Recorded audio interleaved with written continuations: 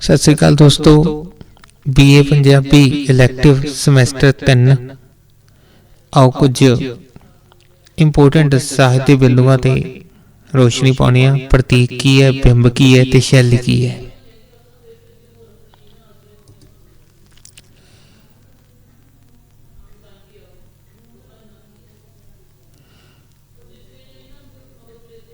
इस पाठ का उद्देश्य प्रतीक, बिंब अते शैली की विस्तारमई परिभाषा देनी है। इस तो इलावा शैली के तत्तां अते सिरजन विधियां नूं भी उल्लेखिया गया है। भूमिका: प्रतीक मनुखी जिंदगी का अनिखड़ अंग है। समुचा मनुखी ज्ञान प्रतीकां आसरे ही उकरिया होया है। बिंब कविता का अनिखड़वां अंग हन। कविता की शैली की एक विशेषता है।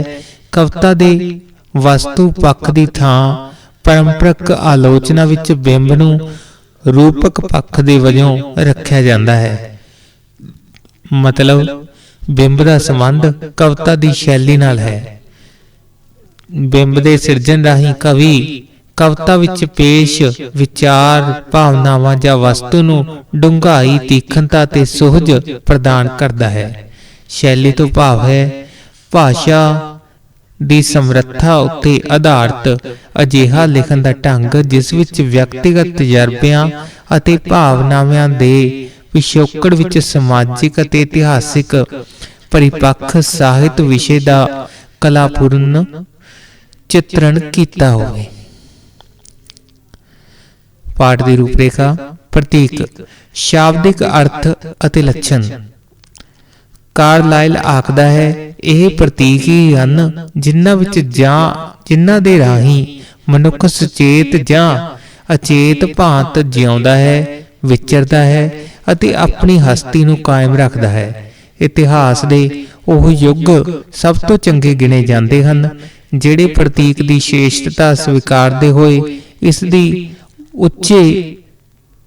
ਉਚੇਚੀ ਕਦਰ ਕਰਦੇ ਹਨ। ਕਾਰਲਾਈਲ ਦੀ ਉਪਰੋਕਤ ਪਰਿਭਾਸ਼ਾ ਦਾ ਅਰਥ ਹੈ ਮਨੁੱਖੀ ਇਤਿਹਾਸ ਦੇ ਹਰੇਕ ਪੜਾਅ ਉੱਤੇ ਹੋਣ ਕਾਰਨ ਪ੍ਰਤੀਕਾਂ ਉੱਤੇ ਹੀ ਆਸ਼ਰਿਤ ਹੈ।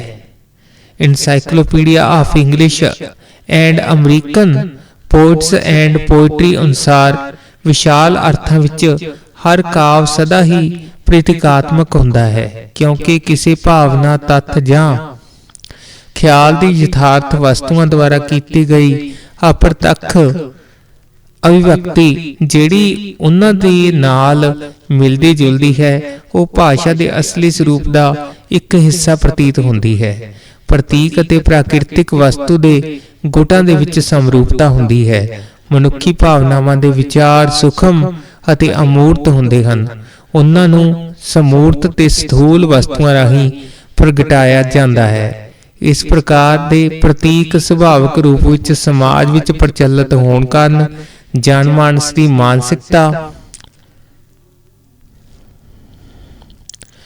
ਮਾਨਸਿਕਤਾ ਵਿੱਚ ਮੌਜੂਦ ਹੁੰਦਾ ਹੈ। ਇਹੋ ਕਾਰਨ ਹੈ ਕਿ ਪ੍ਰਤੀਕ ਆਤਮਕ ਪ੍ਰਗਟਾ ਹੋਣ ਉੱਤੇ ਯਕਦਮ ਪ੍ਰਾਕਿਰਤਿਕ ਕੀਤੇ ਗਏ ਵਿਚਾਰ ਤੇ ਭਾਵਨਾ ਸਮੂਰਤ ਹੋ ਉੱਠਦੀ ਹੈ। ਸੂਫੀ ਕਾਵਿ ਵਿੱਚ ਵਰਤੇ ਪ੍ਰਤੀਕ ਸਹੇਲੀਆਂ, ਤ੍ਰਿੰਜਣ, ਤਾਣਾ, ਚਰਖਾ, ਹੀਰ, ਰਾਂਝਾ, ਤਖਤ ਹਜ਼ਾਰਾ ਆਦਿ ਸਜੀਵ ਪ੍ਰਤੀਕ ਪਹਿਲਾਂ ਹੀ ਪੰਜਾਬੀ ਜਨ ਜੀਵਨ ਦੀ ਮਾਨਸਿਕਤਾ ਦਾ ਹਿੱਸਾ ਸਨ। ਇਹੋ ਕਾਰਨ ਹੈ ਕਿ ਉਹਨਾਂ ਰਾਹੀਂ ਪ੍ਰਗਟ ਹੋਏ ਵਿਚਾਰ ਸਪਸ਼ਟਤਾ ਸਹਿਤ ਸਮਝ ਆ ਜਾਂਦੇ ਹਨ। ਬੁੱਲੇ ਸ਼ਾਹ ਦੀਆਂ ਸਤਰਾਂ ਹਨ। ਰਾਂਝਾ ਰਾਂਝਾ ਕਰਦੀ ਨੀ ਮੈਂ ਆਪੇ ਰਾਂਝਾ ਹੋਈ, ਸੱਦੋ ਨੀ ਮੈਨੂੰ ਧੀਦੋ ਰਾਂਝਾ ਹੀਰ ਨਾ ਆਖੋ ਕੋਈ। ਸੂਫੀ ਫਕੀਰ ਦੀਆਂ ਉਪਰੋਕਤ ਪੰਕਤੀਆਂ ਵਿੱਚ ਰਾਂਝਾ ਅਤੇ ਹੀਰ ਦੇ ਅਰਥ ਪੰਜਾਬੀ ਸਮਾਜ ਵਿੱਚ ਪਹਿਲਾਂ ਸੂਫੀ ਫਕੀਰ ਦੀਆਂ ਉਪਰੋਕਤ ਪੰਕਤੀਆਂ ਵਿੱਚ ਰਾਂਝਾ ਅਤੇ ਹੀਰ ਦੇ ਅਰਥ ਪੰਜਾਬੀ ਸਮਾਜ ਵਿੱਚ ਪਹਿਲਾਂ ਹੀ ਨਿਸ਼ਚਿਤ ਹਨ। ਇਨ੍ਹਾਂ ਆਸ਼ਕਾਂ ਦੇ ਪ੍ਰਤੀਕ ਰਾਹੀਂ ਮਨੁੱਖ ਅਤੇ ਪਰਮਾਤਮਾ ਦੀ ਅਭੇਦਤਾ ਨੂੰ ਪ੍ਰਗਟਾਇਆ ਗਿਆ ਹੈ। ਸੂਫੀਆਂ ਦੇ ਇਸ਼ਕ ਦੇ ਮਾਰਗ ਨੂੰ ਦੁਨਿਆਵੀ ਆਸ਼ਕਾਂ ਦੀ ਸਿਰਜਣਾ ਦੇ ਪ੍ਰਤੀਕ ਰਾਹੀਂ ਪ੍ਰਗਟਾਇਆ ਗਿਆ ਹੈ। ਤਰਕ ਸ਼ਾਸਤਰ, ਹਿਸਾਬ अर्थ विचार, प्रमाणवाद, धर्म शास्त्र, कर्मकांड, ललित कला ਅਤੇ ਕਾਵ ਦੇ ਖੇਤਰਾਂ ਵਿੱਚ ਪ੍ਰਤੀਕ ਪ੍ਰਾਪਤ ਹੁੰਦੇ ਹਨ। ਇਨ੍ਹਾਂ ਸਾਰੇ ਵੱਖੋ ਵੱਖਰੇ ਖੇਤਰਾਂ ਵਿੱਚ ਵਰਤੇ ਜਾਂਦੇ ਪ੍ਰਤੀਕਾਂ ਦਾ ਸਾਂਝਾ ਲੱਛਣ ਇਹ ਹੈ ਕਿ ਪ੍ਰਤੀਕ ਅਤੇ ਪ੍ਰਕਿਰਤਕ ਵਸਤੂਆਂ ਵਿਚਕਾਰ ਸਮਾਨਤਾ ਵਿੱਚ ਵਿਦਮਾਨ ਹੁੰਦਾ ਹੈ। ਇਹੋ ਸਮਾਨਤਾ ਕਾਰਨ ਸਿਰਜਿਆ ਗਿਆ ਪ੍ਰਤੀਕ ਗੈਰ ਹਾਜ਼ਰ ਵਸਤੂ ਦੇ ਵਿਚਾਰ ਨੂੰ ਪ੍ਰਗਟਾਉਣ ਦਾ ਯਤਨ ਕਰਦਾ ਹੈ। ਡਾਕਟਰ ਰਾਮ ਕੁਮਾਰ ਵਰਮਾ ਨੇ ਕਾਵ ਦੇ ਪ੍ਰਤੀਕਾਂ ਦੇ ਸਰੂਪ ਦੀ ਪ੍ਰਕਿਰਤੀ ਨੂੰ ਪ੍ਰਗਟਾਉਂਦਿਆਂ ਇਹ ਕਿਹਾ ਹੈ ਕਿ ਜਿਸ ਤਰ੍ਹਾਂ ਸ਼ਹਿਦ ਦਾ ਇੱਕ ਤੁਪਕਾ ਹਜ਼ਾਰਾਂ ਫਲਾਂ ਦੇ ਰਸਾਂ ਤੇ ਖੁਸ਼ਬੂਆਂ ਦਾ ਇੱਕ ਸੰਗ੍ਰਹਿ ਰੂਪ ਹੈ, ਇਸੇ ਤਰ੍ਹਾਂ ਪ੍ਰਤੀਕ ਮਨੁੱਖ ਅਤੇ ਯਥਾਰਥ ਜਗਤ ਦੇ ਅਨੇਕਾਂ ਕਾਰ ਵਿਹਾਰਾਂ ਸੋਚਣੀਆਂ ਦਾ ਸੰਕਲਨ ਹੈ। ਪ੍ਰਤੀਕ ਵਿਅਕਤੀ ਵਿੱਚ ਸਮੂਹ ਦਾ ਸਪਸ਼ਟ ਹੈ। ਪ੍ਰਤੀਕ ਦਾ ਸ਼ਾਬਦਿਕ ਅਰਥ। ਪ੍ਰਤੀਕ ਅੰਗਰੇਜ਼ੀ ਸ਼ਬਦ ਸੈਂਬਲ ਦਾ ਸਮਾਨ ਅਰਥ ਵਾਲਾ ਹੀ ਹੈ। ਪ੍ਰਤੀਕ ਸੰਸਕ੍ਰਿਤ ਭਾਸ਼ਾ ਦਾ ਸ਼ਬਦ ਹੈ ਜਿਸ ਦੇ ਅਰਥ ਹਨ ਹਿੱਸਾ, ਅੰਗ, ਪਤਾ, ਚਿੰਨ੍ਹ ਤੇ ਨਿਸ਼ਾਨ ਆਦਿ। ਹੁਣ ਪ੍ਰਤੀਕ ਦੇ ਚਿੰਨ੍ਹ ਅਰਥ ਹੀ ਪ੍ਰਚਲਿਤ ਰਹਿ ਗਏ ਹਨ। ਬਾਕੀ ਅਰਥਾਂ ਵਿੱਚ ਪ੍ਰਤੀਕ ਬਹੁਤ ਘੱਟ ਵਰਤਿਆ ਜਾਂਦਾ ਹੈ। ਪ੍ਰਤੀਕ ਧਾਰਾ ਪੱਛਮੀ ਸਾਹਿਤ ਚਿੰਤਨ ਦਾ ਨਤੀਜਾ ਹੈ। ਪੱਛਮੀ ਆਲੋਚਨਾ ਦੇ ਪ੍ਰਭਾਵ ਅਧੀਨ ਹੀ ਆਧੁਨਿਕ ਭਾਰਤੀ ਭਾਸ਼ਾਵਾਂ ਵਿੱਚ ਪ੍ਰਤੀਕ ਨੂੰ ਸੈਂਬਲ ਦੇ ਅਰਥਾਂ ਵਿੱਚ ਪ੍ਰਯੋਗ ਕੀਤਾ ਜਾ ਰਿਹਾ ਹੈ। ਪ੍ਰਤੀਕ ਕੀ ਹੈ, ਇਸ ਬਾਰੇ encyclopaedia of religion and ethics ਵਿੱਚ ਲਿਖਿਆ ਹੈ। ਪ੍ਰਤੀਕ ਕਿਸੇ ਵਿਚਾਰ, ਭਾਵ ਜਾਂ ਅਨੁਭਵ ਦਾ ਵੇਖਣਯੋਗ ਜਾਂ ਸੁਣਨਯੋਗ ਚਿੰਨ੍ਹ ਜਾਂ ਨਿਸ਼ਾਨੀ ਹੈ ਜਿਸ ਦਾ ਮਹੱਤਵ ਅਨੁਭਵ ਖੇਤਰ ਦੀਆਂ ਉਹਨਾਂ ਗੱਲਾਂ ਰਾਹੀਂ ਉਹਨਾਂ ਦੀ ਦਰਅਸਲ ਵਿਆਖਿਆ ਵੈਬਸਟਰ ਨੇ ਵਿਆਖਿਆ ਕਰਨੀ ਹੈ ਜਿਹੜਾ ਕੁਝ ਸਿਰਫ ਅੰਤःਕਰਨ ਤੇ ਕਲਪਨਾ ਨਾਲ ਹੀ ਗ੍ਰਹਿਣ ਕੀਤਾ ਜਾ ਸਕਦਾ ਹੈ। ਵੈਬਸਟਰ ਨੇ ਆਪਣੀ ਡਿਕਸ਼ਨਰੀ ਵਿੱਚ ਪ੍ਰਤੀਕ ਦੀ ਵਿਆਖਿਆ ਇਸ ਪ੍ਰਕਾਰ ਕੀਤੀ ਹੈ। ਪ੍ਰਤੀਕ ਉਹ ਕੁਝ ਹੈ ਜਿਹੜਾ ਕਿਸੇ ਸੰਪਰਕ, ਸਾਂਝ, ਪਰੰਪਰਾ ਜਾਂ ਕਿਸੇ ਸਮਾਨਤਾ ਦੇ ਕਾਰਨ ਕਿਸੇ ਹੋਰ ਵਸਤੂ ਦਾ ਸੁਝਾਅ ਦਿੰਦਾ ਹੈ ਜਾਂ ਪ੍ਰਤੀਨਿਧਤਾ ਕਰਦਾ ਹੈ। ਪ੍ਰਤੀਕ ਅਕਸਰ ਦ੍ਰਿਸ਼ਟਮਾਨ ਹੁੰਦਾ ਹੈ ਜਿਹੜਾ ਅਦਿਸ਼ਟ ਵਸਤੂ ਦੇ ਗੁਣ ਨੂੰ ਪ੍ਰਗਟਾਉਂਦਾ ਹੈ। ਜਿਵੇਂ ਸ਼ੇਰ ਬਹਾਦਰੀ ਦਾ ਕ੍ਰਾਸ ਈਸਾਈ ਮਤ ਦਾ ਪ੍ਰਤੀਕ ਹੈ। ਪੰਜ ਕਕਾਰ ਸਿੱਖ ਮਤ ਦੇ ਪ੍ਰਤੀਕ ਹਨ ਜਿਸ ਵਿੱਚ ਕੰਘਾ, ਕੱਛਾ, ਕੜਾ, ਕੋਸ਼ ਅਤੇ ਕਿਰਪਾਨ ਧਾਰਨ ਵਾਲਾ ਵਿਅਕਤੀ ਪੂਰਨ ਸਿੱਖ ਹੁੰਦਾ ਹੈ। ਡੀ ਨਿਤਯਾਨੰਦ ਸ਼ਰਮਾ ਦੀ ਪਰਿਭਾਸ਼ਾ ਕਾਫੀ ਠੀਕ ਹੈ।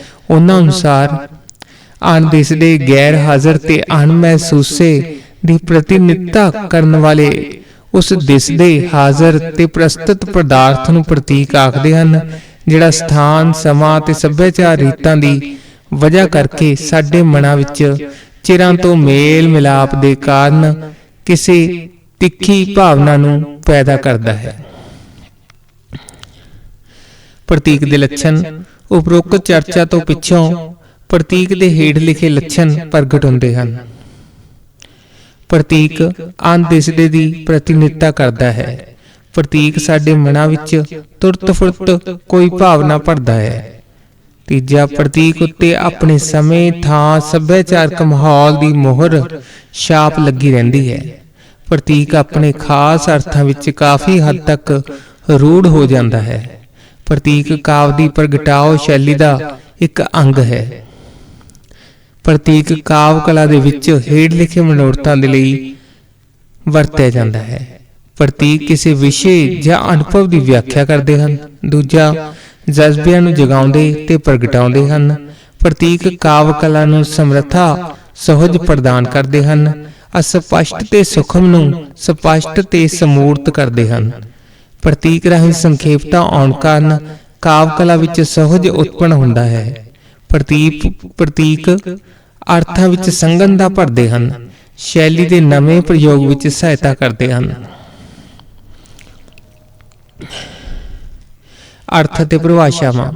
ਕਵੀ ਇੱਕ ਪਾਸੇ ਬਿੰਬਾਂ ਦੇ ਸਿਰਜਣ ਰਾਹੀਂ ਕਵਿਤਾ ਨੂੰ ਸੁਹਜ ਪ੍ਰਦਾਨ ਕਰਦਾ ਹੈ ਤੇ ਦੂਜੇ ਪਾਸੇ ਕਵਿਤਾ ਵਿੱਚ ਪੇਸ਼ ਵਸਤੂ ਨੂੰ ਸਪਸ਼ਟਤਾ ਸਹਿਤ ਬਿਆਨ ਕਰਦਾ ਹੈ। ਸੰਸਕ੍ਰਿਤ ਦੀ ਪਰੰਪਰਕ ਭਾਵਨਾ ਪੱਛਮੀ ਆਲੋਚਨਾ ਵਿੱਚ ਬਿੰਬ ਨੂੰ ਕਵਿਤਾ ਦੇ ਸੁਹਜ ਦੇ ਨਾਲ ਸੰਬੰਧਿਤ ਕੀਤਾ ਗਿਆ, ਜਿਸ ਦਾ ਭਾਵ ਇਹ ਹੈ ਕਿ ਬਿੰਬ ਕਵਿਤਾ ਨੂੰ ਸ਼ਿੰਗਾਰਨ ਦਾ ਕੰਮ ਕਰਦੇ ਹਨ। ਇਹੋ ਕਾਰਨ ਹੈ ਕਿ ਭਾਰਤੀ ਕਾਵਿ ਸ਼ਾਸਤਰ ਵਿੱਚ ਬਿੰਬ ਭਰਪੂਰ ਕਾਵਿ ਸ਼ੈਲੀ ਨੂੰ ਸਦ੍ਰਿਸ਼ਤਾ ਮੂਲਕ ਫਿਗਰਸ ਬੇਸਡ ਔਨ ਸਿਮਿਲੈਰਿਟੀਜ਼ ਅਲੰਕਾਰ ਵਿੱਚ ਹੀ ਰੱਖਿਆ ਗਿਆ ਹੈ।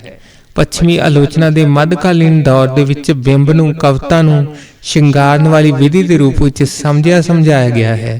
ਆਧੁਨਿਕ ਆਲੋਚਨਾ ਵਿੱਚ ਬਿੰਬ ਨੂੰ ਕਵਿਤਾ ਦਾ ਇੱਕ ਮਹੱਤਵਪੂਰਨ ਤੱਤ ਸਵੀਕਾਰ ਕੀਤਾ ਗਿਆ ਹੈ, ਜੋ ਅਲੰਕਾਰ ਤੋਂ ਵੱਖਰੀ ਹਸਤੀ ਰੱਖਦਾ ਹੈ।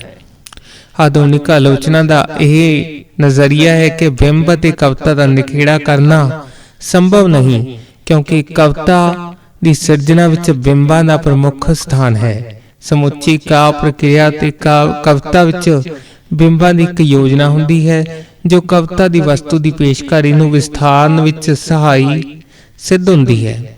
ਕਵਿਤਾ ਸੂਖਮ ਭਾਵਨਾਵਾਂ, ਵਲਵਲਿਆਂ ਤੇ ਜਜ਼ਬਿਆਂ ਦਾ ਕੋਮਲ ਪ੍ਰਗਟਾਅ ਹੈ। ਮਨੁੱਖ ਦੀਆਂ ਭਾਵਨਾਵਾਂ, ਜਜ਼ਬੇ ਤੇ ਵਿਚਾਰ ਤਰਲ ਅਤੇ ਸੂਖਮ ਹੁੰਦੇ ਹਨ, ਜਿਨ੍ਹਾਂ ਨੂੰ ਅਨੁਭਵ ਹੀ ਕੀਤਾ ਜਾ ਸਕਦਾ ਹੈ। ਇਹਨਾਂ ਦੀ ਹੋਂਦ ਸਥੂਲ ਨਹੀਂ ਹੁੰਦੀ, ਇਸ ਲਈ ਇਹਨਾਂ ਨੂੰ ਪੜ੍ਹਿਆ ਨਹੀਂ ਜਾ ਸਕਦਾ। ਇਹਨਾਂ ਦੀ ਹੋਂਦ ਸਥੂਲ ਨਹੀਂ ਹੁੰਦੀ, ਇਸ ਲਈ ਇਹਨਾਂ ਨੂੰ ਪੜ੍ਹਿਆ ਨਹੀਂ ਜਾ ਸਕਦਾ। ਬਿੰਬ ਇਹਨਾਂ ਅਹਿਸਾਸਾਂ ਤੇ ਭਾਵਨਾਵਾਂ ਨੂੰ ਸਮੂਰਤਨ ਦਾ ਕਾਰਜ ਕਰਦਾ ਹੈ। ਕਵੀ ਵਸਤੂ ਜਗਤ ਵਿੱਚ ਆਵਾਜ਼, ਥਰਥਰਾਹਟ, ਨਾਦ, ਗੰਧ ਤੇ ਸਪਰਸ਼ ਆਦਿ ਤੋਂ ਇੰਦਰਿਆਵੀ ਝਰਨਾਟਾਂ ਗ੍ਰਹਿਣ ਕਰਦਾ ਹੈ। ਲੇਖਕ ਇੰਦਰੀਆਂ ਰਾਹੀਂ ਪ੍ਰਾਪਤ ਅਹਿਸਾਸਾਂ ਨੂੰ ਬਿੰਬ ਰਾਹੀਂ ਸਮੂਰਤ ਪ੍ਰਾਪਤ ਕਰਦਾ ਹੈ। ਕਵਿਤਾ ਵਿੱਚ ਬਿੰਬਾਂ ਦੀ ਸਹਾਇਤਾ ਰਾਹੀਂ ਹੀ ਪਾਠਕ ਵੀ ਇਹਨਾਂ ਭਾਵਨਾਵਾਂ ਤੇ ਵਲਵਲਿਆਂ ਦਾ ਅਹਿਸਾਸ ਪ੍ਰਾਪਤ ਕਰਦਾ ਹੈ। ਬਿੰਬ ਰਾਹੀਂ ਹੀ ਕਵੀ ਤੇ ਪਾਠਕ ਸਰੋਤਿਆਂ ਵਿੱਚ ਕਵਿਤਾ ਸੰਚਾਰ ਸਥਾਪਿਤ ਕਰਦੇ ਹਨ। ਕਵੀ ਦੀ ਭਾਸ਼ਾ ਸ਼ੈਲੀ ਅਜਿਹੀ ਹੋਣੀ ਚਾਹੀਦੀ ਹੈ ਜਿਸ ਰਾਹੀਂ ਸਜੀਵ ਬਿੰਬਾਂ ਦੀ ਸਿਰਜਣਾ ਹੋ ਸਕੇ। ਚਿੱਤਰਾਤਮਕਤਾ ਅਜਿਹੀ ਕਾਵਿ ਸ਼ੈਲੀ ਦਾ ਮਹੱਤਵਪੂਰਨ ਪੱਖ ਹੈ। ਕਵੀ ਦੀ ਸ਼ੈਲੀ ਦੀ ਚਿੱਤਰਾਤਮਕਤਾ ਉਸ ਨੂੰ ਕੁਦਰਤੀ ਤੌਰ ਤੇ ਹੀ ਪ੍ਰਾਪਤ ਹੁੰਦੀ ਹੈ, ਜੋ ਉਸ ਦੀ ਕਲਪਨਾ ਸ਼ਕਤੀ ਦੀ ਉਪਜ ਹੈ। ਕਲਪਨਾਸ਼ੀਲ ਕਵੀ ਹੀ ਕਵਿਤਾ ਵਿੱਚ ਸਜੀਵ ਖੂਬਸੂਰਤ ਬਿੰਬਾਂ ਦੀ ਸਿਰਜਣਾ ਕਰ ਸਕਦਾ ਹੈ।